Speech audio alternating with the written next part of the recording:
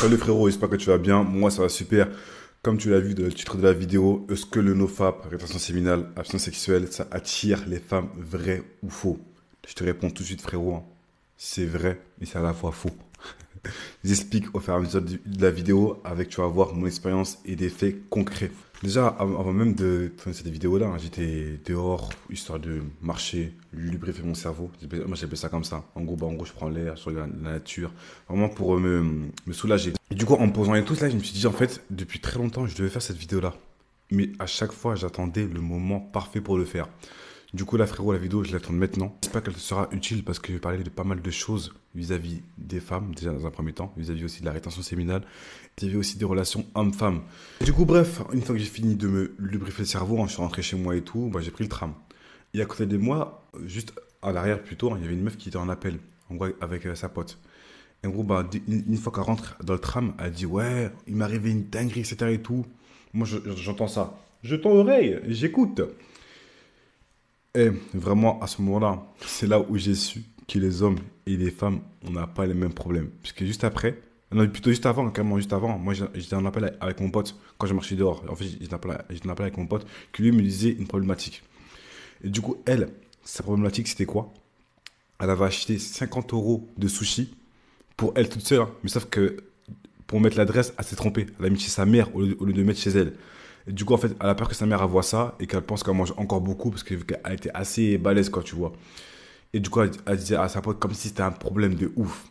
Et moi, carrément, pour vous dire, mon pote qui m'a appelé juste avant, quand on l'appelle, lui, il m'appelait parce que le fait est qu'il était accro au porno et que moi, j'ai pu m'en sortir. Du coup, en fait, il voulait que je lui donne des petits conseils.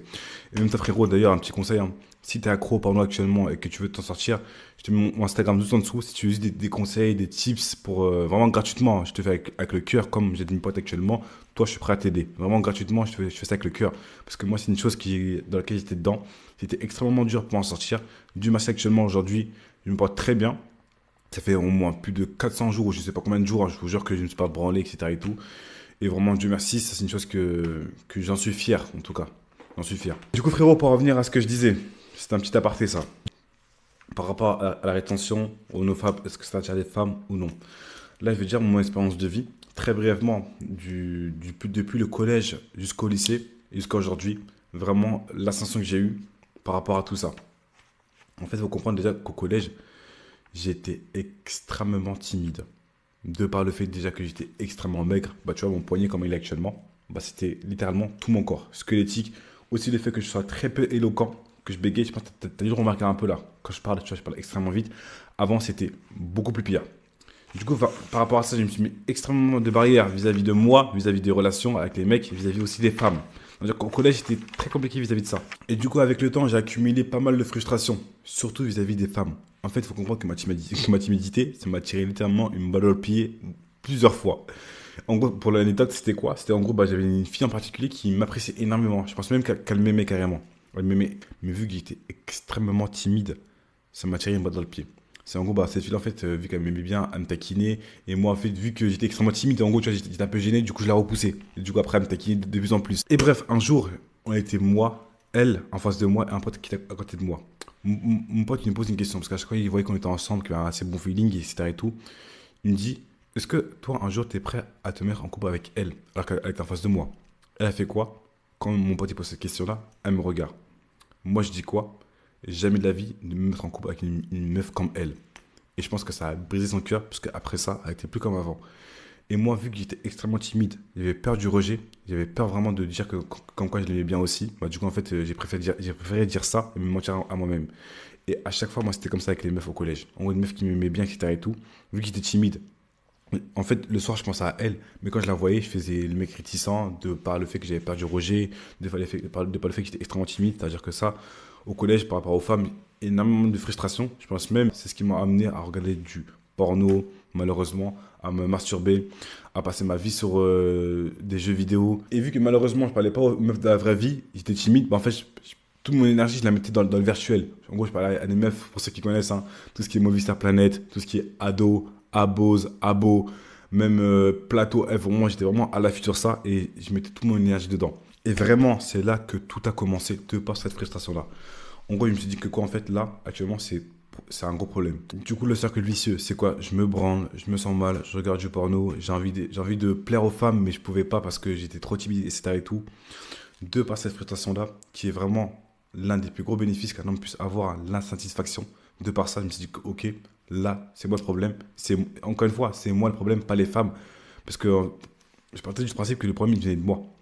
Et vis-à-vis de ça, j'ai regardé énormément de vidéos par rapport à la séduction, par rapport aux relations hommes-femmes, aussi même par rapport au mindset. Vraiment, j'ai fumé YouTube. Comme au collège, j'étais extrêmement timide, je parlais pas forcément à beaucoup de monde, du coup, j'ai resté très très très souvent chez moi.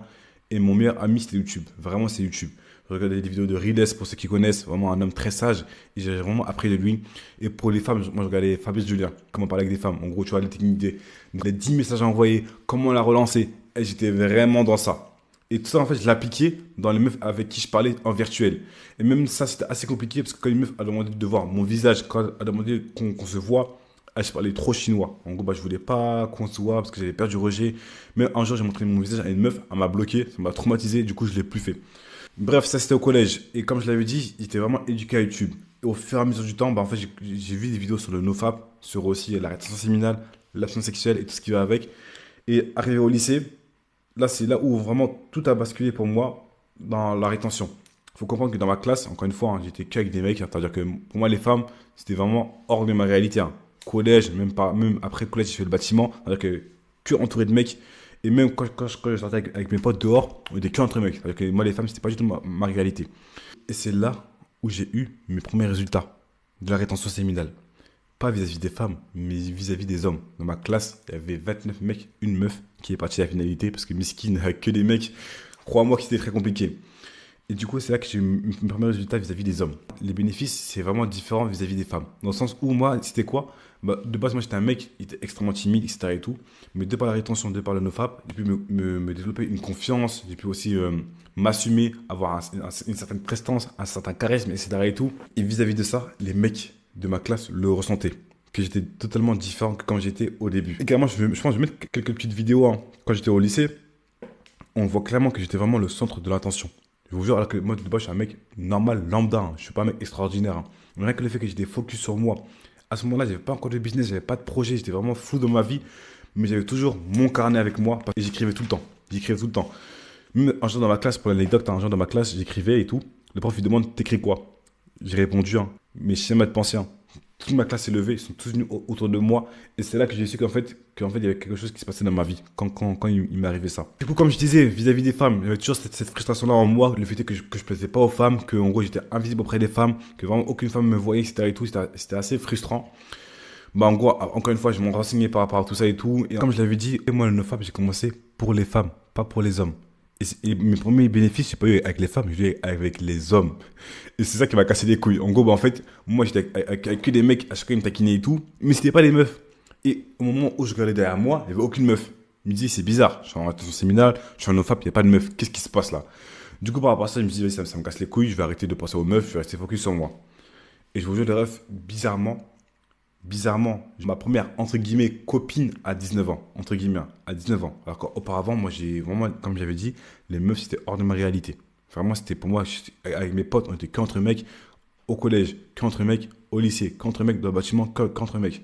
Du coup, j'ai ma première copine, on va dire, à 19 ans. Tous les côtés physiques avec les meufs, je l'ai eu à mes 19 ans, tout simplement. Et du coup, cette meuf-là, comment je l'ai connue? Très brièvement, elle avait des vues sur moi, sans même que je le sache. Encore une fois, comme je l'avais dit, hein, moi, dans ma tête, j'étais invisible auprès des femmes. Et j'ai toujours eu cette pensée-là et j'ai avancé comme ça. Et je veux dire carrément des fois, les refs, hein, pour ceux qui ne savent pas, moi, je suis myope. C'est-à-dire que des fois, quand je sors dehors, je peux marcher tout droit, sans même me reconnaître un pote, et encore moins les meufs qui me regardent. Carrément, je vous jure que des fois, c'était mes potes qui me disent, Abou, cette meuf-là, elle te regarde. Tellement que je voyais rien et tellement la meuf me regardait et que moi, en gros, bah, je donnais aucun signe d'intérêt. Mais en fait, du coup, elle me regardait encore plus. Elle a pensé que, en gros, bah, en fait, j'étais abandonné avec les femmes. Alors que pas du tout. Moi, au contraire, je pensais qu'avec les femmes, bah, en gros, bah, c'était caduc, c'était de la merde et tout. Bah, du coup, je m'en foutais. Mais c'est une pote qui me disait que Abou, elle te regarde. Et c'est là que j'ai su qu'en fait, j'étais pas du tout invisible auprès des femmes. Hein. C'est juste qu'en fait, je le voyais pas. Je le voyais pas. Du coup, dans ma tête, c'était pas le cas. Alors que c'était le cas. Une fois que j'étais, entre guillemets, en couple, bah, c'est là que j'ai su qu'en fait, les femmes, depuis avant, elles me voyaient. C'est moi qui les voyais pas. Et c'est vraiment là que j'ai commencé à, entre guillemets, enchaîner les femmes, malheureusement, de par les dragues de rue et tout ce qui va avec. Franchement, ça, je ne regrette pas du tout parce que j'ai acquis pas mal d'expérience. Quand je sais que vraiment que je pouvais plaire aux femmes, j'ai vraiment foncé, je me suis plus arrêté. Et je voulais vraiment avoir cette expérience-là de parler aux femmes. Bah, du coup, bah, là j'ai fait track de rue full up, vraiment, carrément, je vous jure, les rêves, je partais en 6v1. Il y avait 6 meufs. Comme j'étais en rétention, j'avais full confiance, je vous jure, je partais tout seul. Parce que mes potes, eux, ils avaient pas de couilles. Et à chaque fois, c'était comme ça. Vu qu'on était qu'entre mecs, qu'on voyait des meufs, des fois, moi, je disais à mes potes, venez, on va aller parler. Ils disaient non, etc. et tout, bah, j'allais tout seul, tout simplement. Et du coup, moi, c'était que ça. Vraiment, par rapport à ça, j'ai vécu des très belles expériences. Même par la suite, hein, carrément, je faisais quoi? Je ne prenais même pas de Instagram, je ne prenais même pas de TikTok, même pas de numéro. La meuf, je l'ai rencontrée, je l'ai parlé, et ensuite, ciao, bye bye. Et ça, franchement, je suis assez fier de moi d'avoir commencé d'un mec extrêmement timide à en venir là. Et ça, franchement, je dois à la rétention séminale, à l'absence sexuelle et tout ce qui va avec, etc. et tout. Et vraiment, je sais qu'il y a certains d'entre vous qui pensent qu'ils sont invisibles auprès des femmes. Même parfois, moi, une chose qui m'est arrivée, hein, quand je voyais des mecs en couple, des mecs avec des meufs, je me disais, comment ils font pour parler avec des meufs? Parce que moi, comme je l'avais dit, hein, c'était pas ma réalité. Les meufs, c'était pas ma réalité. Et quand je voyais des mecs avec des meufs, je me disais, mais comment ils font? Je pense que toi, peut-être, tu traverses une chose aussi similaire. Hein. Donc, une chose que je peux te dire, c'est le cas. Frérot, je te jure, ne t'inquiète pas. Je te jure que reste focus sur toi. Actuellement moi c'est ce que je fais. En gros, tout ce qui est track de rue, etc. Et tout, moi, j'ai vraiment arrêté tout ça. Et vraiment, ce que je fais actuellement, je vous jure, je focus sur mes projets. Et je vous jure, les femmes que je fréquente actuellement, elles sont venues toutes seules à moi. Et je vous jure, c'est rien à voir avec les femmes que j'avais auparavant. Je vous jure, rien à voir. Des femmes de haute valeur, de qualité, avec lesquelles vraiment il y a un feeling de fou. Il y a plus cette chose de, comme avant, en gros, je voulais des femmes et tout, du coup j'allais vers eux. Là maintenant, je vous jure, les rêves, c'est eux qui viennent vers moi, vraiment naturellement. En fait, c'est pas elle qui va me draguer. Non, en fait, ça se fait naturellement. De par mon chemin, je vous jure, les rêves, les meufs de haute qualité, elles viennent vers toi. Mais ça, c'est parce que j'ai fait du travail sur moi. Actuellement, je ne cherche plus de femmes. Je vous jure, les rêves, les femmes viennent à moi. Carrément, je vais mettre un vocal pour vraiment pour vous prouver que maintenant, c'est même les femmes qui me disent à bout, tiens, une autre femme. Vraiment pour vous montrer que vraiment, quand j'ai fait le travail sur moi, que les gens, ils me montrent des femmes. Du coup, frérot, pour cette vidéo-là, ce serait tout. Et vraiment, n'hésite pas à me faire un retour parce que je pense que tu as dû remarquer, c'est ma première vidéo. Depuis très longtemps, je veux lancer ma chaîne YouTube, mais j'avais peur de par mon bégaiement, de par mon cadre, de pas avoir les LED violets, des LED roses, des LED bleus derrière moi, etc. et tout.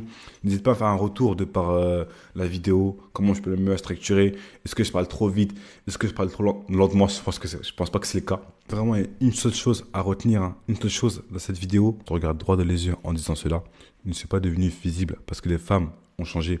Je suis devenu visible parce que j'ai arrêté d'essayer de l'être tout simplement.